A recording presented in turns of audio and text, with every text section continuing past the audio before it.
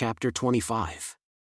And now it came to pass in the commencement of the 29th year of the judges that Ammoron sent unto Moroni desiring that he would exchange prisoners.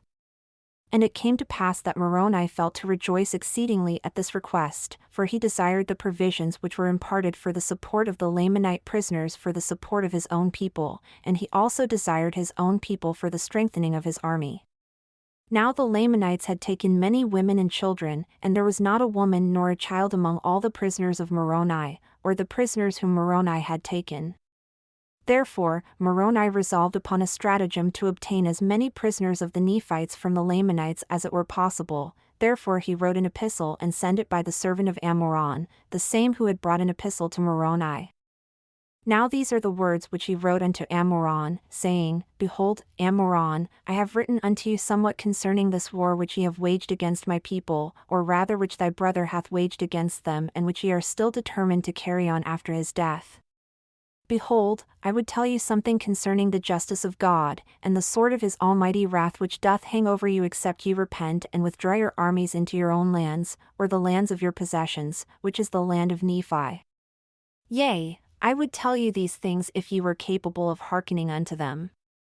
Yea, I would tell you concerning that awful hell that awaits to receive such murderers as thou and thy brother have been, except ye repent and withdraw your murderous purposes, and return with your armies to your own lands. But as ye have once rejected these things and have fought against the people of the Lord, even so I may expect you will do it again.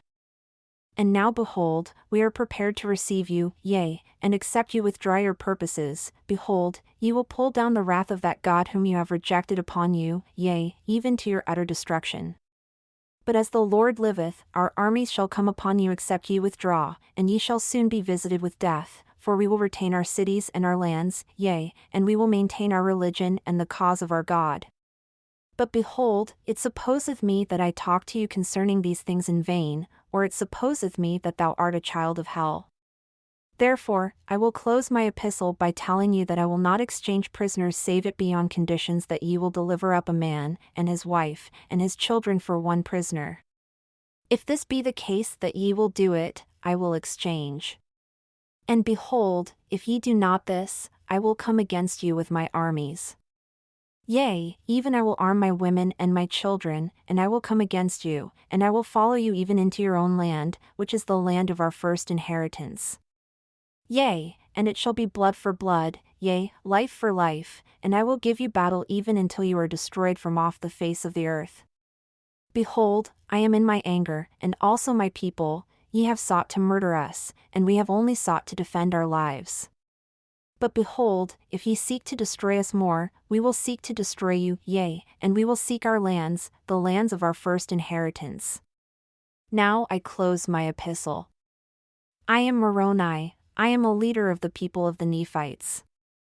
Now it came to pass that Ammoron, when he had received this epistle, he was angry, and he wrote another epistle unto Moroni.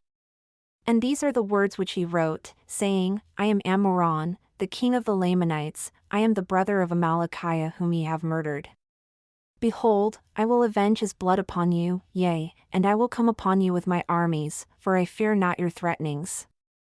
For behold, your fathers did wrong their brethren, insomuch that they did rob them of their right to the government when it rightfully belonged unto them. And now behold, if ye will lay down your arms and subject yourselves to be governed by those to whom the government doth rightly belong, then will I cause that my people shall lay down their weapons and shall be at war no more. Behold, ye have breathed out many threatenings against me and my people, but behold, we fear not your threatenings. Nevertheless, I will grant to exchange prisoners according to your request gladly, that I may preserve my food for my men of war. And we will wage a war which shall be eternal, either to the subjecting the Nephites to our authority, or to their eternal extinction. And as concerning that God whom ye say we have rejected, behold, we know not such a being, neither do ye. But if it so be that there is such a being, we know not but that he hath made us as well as you. And if it so be that there is a devil and a hell, behold, will he not send you there to dwell with my brother whom ye have murdered? Whom ye have hinted that he hath gone to such a place. But behold, these things matter not. I am Ammoron, and a descendant of Zoram, whom your fathers pressed and brought out of Jerusalem. And behold, I am now a bold Lamanite. Behold, this war hath been waged to avenge their wrongs, and to maintain and to obtain their rights to the government. And I close my epistle to Moroni.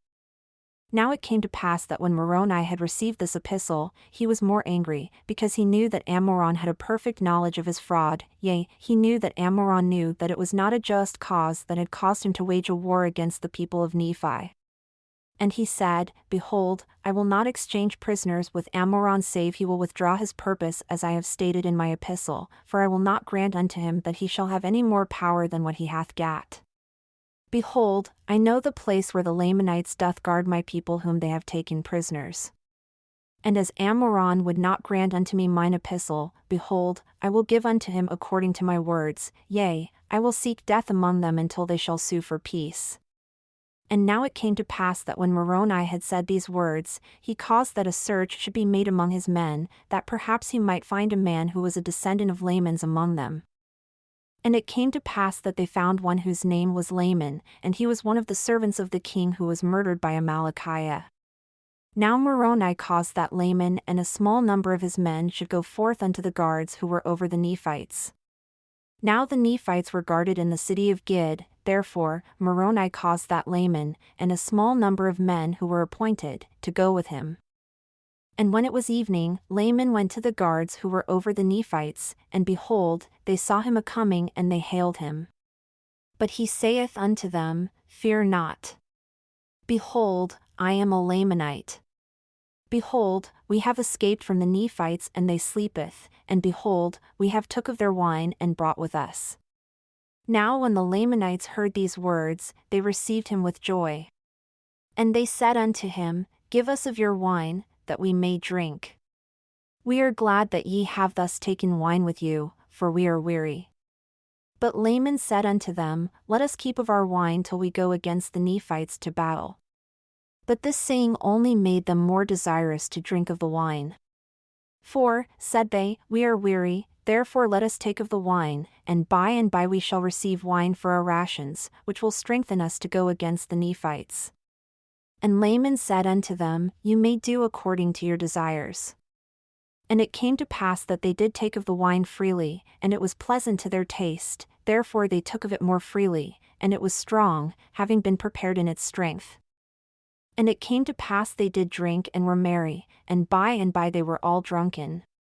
And now when Laman and his men saw that they were all drunken and were in a deep sleep, they returned to Moroni and told him all the things that had happened. And now this was according to the design of Moroni.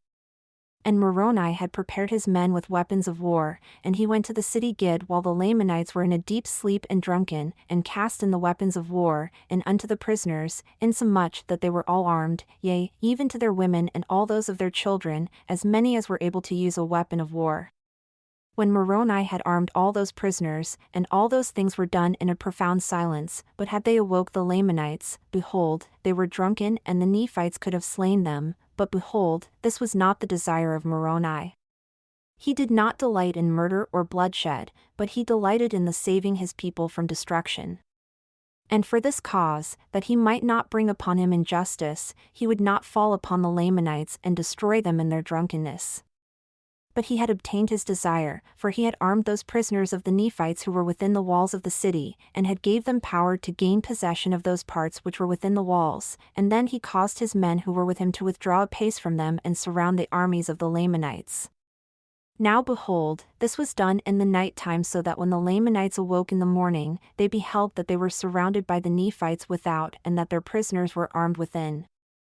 And thus they saw that the Nephites had power over them, and in these circumstances they found that it were not expedient that they should fight with the Nephites.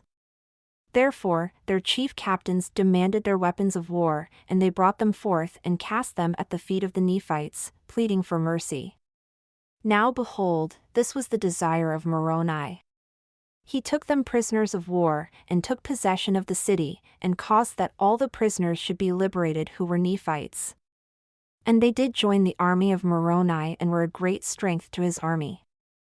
And it came to pass that he did cause the Lamanites whom he had taken prisoners that they should commence a labor in strengthening the fortifications round about the city Gid.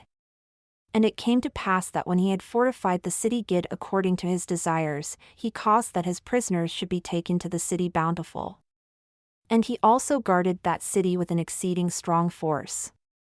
And it came to pass that they did, notwithstanding all the intrigues of the Lamanites, keep and protect all the prisoners whom they had taken, and also maintain all the ground and the advantage which they had retaken.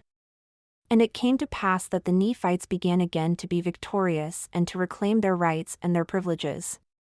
Many times did the Lamanites attempt to encircle them about by night, but in these attempts they did lose many prisoners.